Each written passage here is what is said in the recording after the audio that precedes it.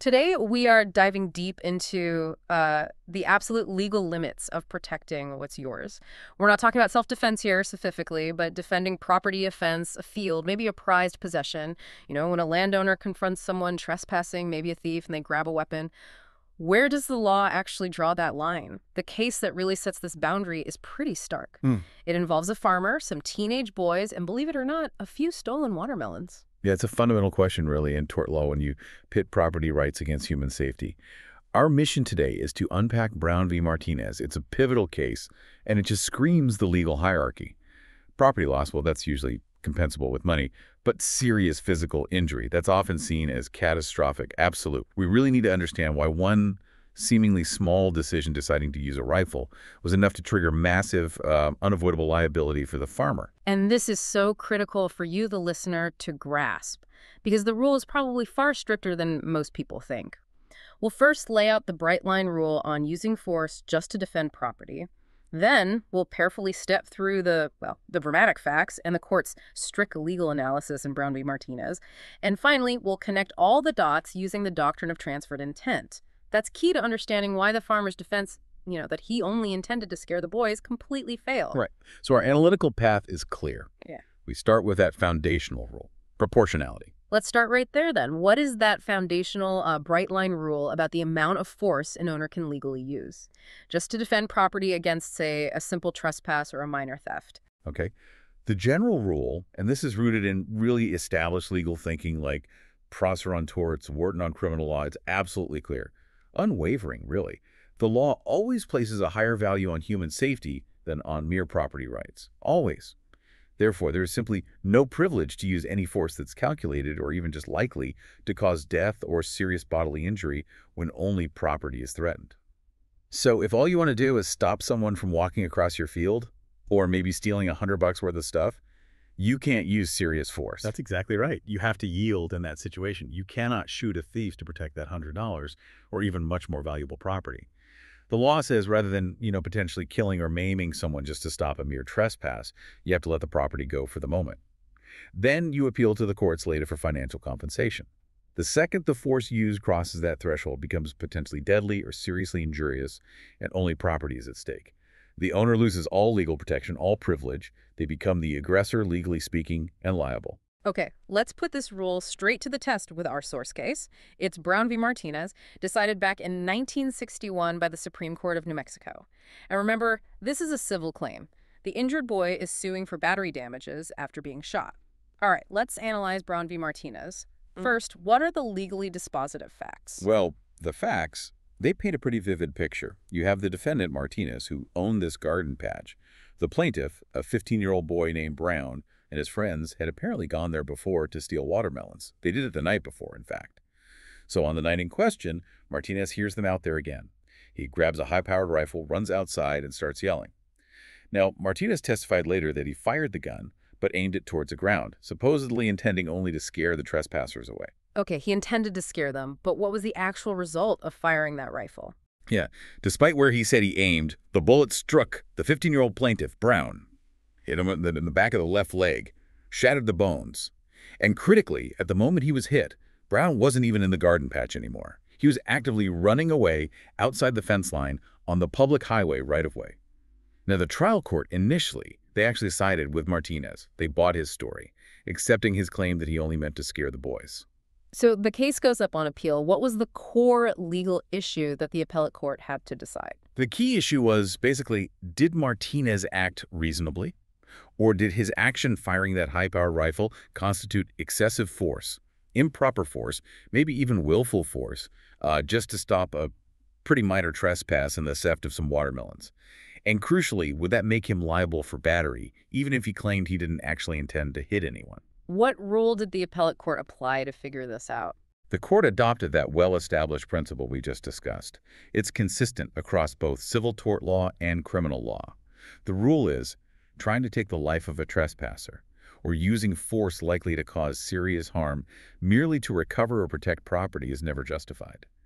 The only exception might be if the home itself, the habitation, or the owner's personal safety is genuinely threatened. But that wasn't the case here, and the value of the property, totally irrelevant to this rule. Okay, this takes us right to the core of it. What was the court's analysis? How did they apply that rule to what Martinez did? Well, they emphatically, completely rejected the trial court's finding that Martinez acted reasonably. They didn't focus so much on Martinez's subjective intent, his claim, I only wanted to scare them, okay? Instead, they focused on the objective risk created by the instrument he chose to use, a high-powered rifle. Using a gun, they reasoned, is inherently force calculated to cause death or serious bodily injury. That's just what guns do. And since there was zero evidence that Martinez himself felt threatened, and importantly, the boys were already running away, the court said the force was excessive per se. Automatically excessive.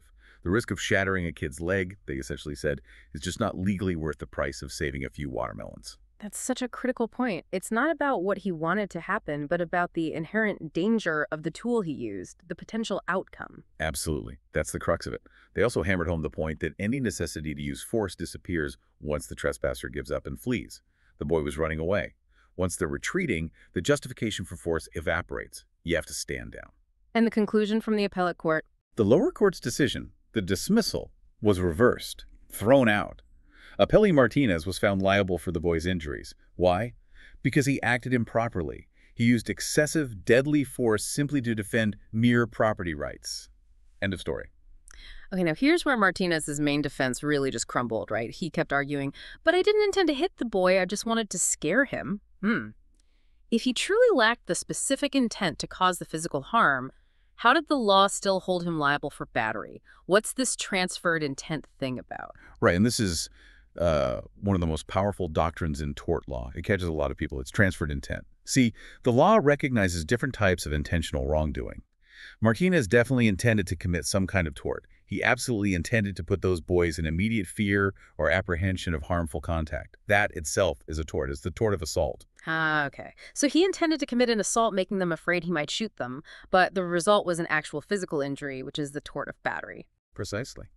And under the rule, specifically, Restatement of Torts, Section 16, subsection 2, if you intend to commit one of these intentional torts like assault, putting someone in apprehension thing, and your act in furtherance of that intent actually causes a harmful physical contact, a battery, even if it's to a different person than you intended or a different kind of harm, you're still liable for the resulting battery. Wow. Okay, so the intent to commit any of those related torts against anyone is basically good enough for the law, even if the outcome is different or affects the wrong person. Exactly. The law basically says, look, you had an illegal intent to begin with. You intended to unlawfully affect someone. In this case, Martinez intended to commit an assault by firing that gun near the boys. Since he acted on that unlawful intent, he can't just walk away when his dangerous act causes a far worse outcome like a shattered leg. That illegal intent to commit assault just transfers right over to cover the resulting battery. Let's try to make this crystal clear for you, the listener. The restatement itself has this famous example, illustration 3. Okay, picture this. Two guys, A and B, are trespassing on C's land. C sees A, but doesn't see B. Maybe B is hiding behind a bush or something. C isn't aware B is even there. C picks up a stone and throws it at A, intending just to scare A or maybe hit him lightly, but the stone misses A entirely and hits B, who C didn't even know was present, putting out B's eye. Right, and the analysis there, it's identical legally to the Martinez situation. C is liable to B for the battery, for the loss of the eye. Why? Because C had the necessary unlawful intent, the intent to commit an assault or maybe an offensive contact against A. It doesn't matter that C didn't know B was there or didn't intend that specific severe injury. The fact that C acted on an intent to commit a tort against someone, A, means that intent transfers to cover the actual harm suffered by D. Martinez, intended to cause apprehension in the group of trespassers. Therefore, that intent transfers, making him liable for the actual battery injury suffered by Brown. And that's why the "I only meant to scare him" defense is not only ineffective, it actually proves the necessary intent for transferred intent to apply. It confirms he intended some tort, the assault. Okay, to really hammer this home, let's use maybe a more visceral hypothetical, something memorable. Imagine a guy. He raises racing pigeons. He has this champion bird, maybe it's won races, it's irreplaceable, worth, say, $50,000. Huge sentimental value, too. He spots a thief sneaking into the coop trying to steal this prize pigeon. In a blind rage, thinking about the loss, he grabs a shotgun. He fires what he calls a warning shot near the thief, just trying to scare him off. But you know how shotguns work. The pellet spread is wide. Some pellets hit the thief in the shoulder. Applying the Martinez rule, what's the liability analysis there? Oh, he's absolutely liable. Unequivocally. Liable for battery. The value of the property, even $50,000, even irreplaceable sentimental value. It just doesn't change the fundamental legal hierarchy. Life and limb over property. He used the shotgun. That is, by definition, force calculated to cause death or serious bodily injury. No question. And since the only threat was to his property, the pigeon, not his person or his home, that level of force is excessive per se, automatically unreasonable in the eyes of the law. And his intent, oh, it was just a warning shot, that's irrelevant for escaping liability because of transferred intent. He intended to cause apprehension and assault in the thief by firing the shotgun near him. That illegal intent, the intent to assault, transfers directly to cover the resulting physical harm, the battery from the pellets. Liability is certain. There's really no way around it. Okay, so tying this all together then, for anyone listening, especially maybe law students facing an exam, the key is having a practical, step-by-step checklist for these defensive property situations. Exactly. That's the real takeaway here. So let's synthesize this into a diagnostic framework. It comes straight from Brown v. Martinez and the restatement's rules on intent. Use this 5-step process whenever you see an issue involving force used to protect property. All right, step 1. What's the first thing you look at? Step 1. Identify the interest. What exactly was the defendant trying to protect? You have to draw that sharp legal line. Was it their person, their physical safety, or their home, their habitation? Or was it just mere property? Things like watermelons, fences, tools, even that valuable pigeon. The distinction is critical. Okay, step 2. Step 2. Determine necessity. Ask yourself, was the force still necessary at the moment it was used? This is crucial. If the person is running away, if they've abandoned the property, like the boy Brown was doing in Martinez, then the immediate necessity to use force has generally ceased. Any force after that point is almost certainly excessive. Step 3. This seems like the linchpin in the Martinez case. It often is. Step 3.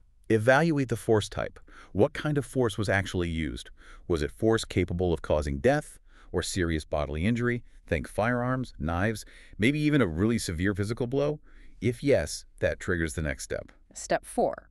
Applying that bright line we talked about. Step 4. Apply the bright line rule. Okay, if the answer to step 3 was yes, deadly or serious force was used, and the interest being protected back in step 1 was only property, not personal safety, not the home, then the force is per se excessive, automatically. Liability for battery attaches right there, full stop. But what about that intent argument? Step 5 deals with that. Exactly. Step 5, check intent via transferred intent. What if the defendant says, but I didn't mean to cause that harm, or I didn't mean to hit that person? You evaluate it under transferred intent. Ask, did the defendant intend to cause apprehension, assault, or offensive contact, another form of battery, to anyone at all who was nearby? If the answer is yes, that initial wrongful intent is sufficient. It transfers to cover the actual physical harm that resulted, making the defendant liable for battery. So, this deep dive really underscores it. The law isn't really sentimental about, your watermelons or even your prize pigeon when weighed against human safety. It's pretty absolute about protecting life and limb. Even if you think your intentions are good just to scare someone off, that can't justify using inherently dangerous, potentially deadly force against a mere property thief. That's the core lesson. It's all about proportionality. The law demands that you cannot create a significant risk of serious injury or death just to hold on to something that, at the end of the day, can likely be replaced or compensated for with money. Human safety occupies a much higher run on the legal ladder. All right, let's leave you with a final, maybe provocative thought to chew on after this discussion. We established Martinez was liable because he intended an assault causing apprehension, and that transferred to the battery, the injury. But what if? What if his bullet had missed the boy entirely? Maybe it just hit the ground or destroyed some of the watermelons instead. Would firing that rifle near the fleeing boys still have constituted a completed assault on them? Simply because the act of firing it placed them in reasonable apprehension, that reasonable fear of immediate harmful contact. Something to think about. How much force or threat does it take to cross the line into assault, even if no one actually gets physically hurt by a weapon like that?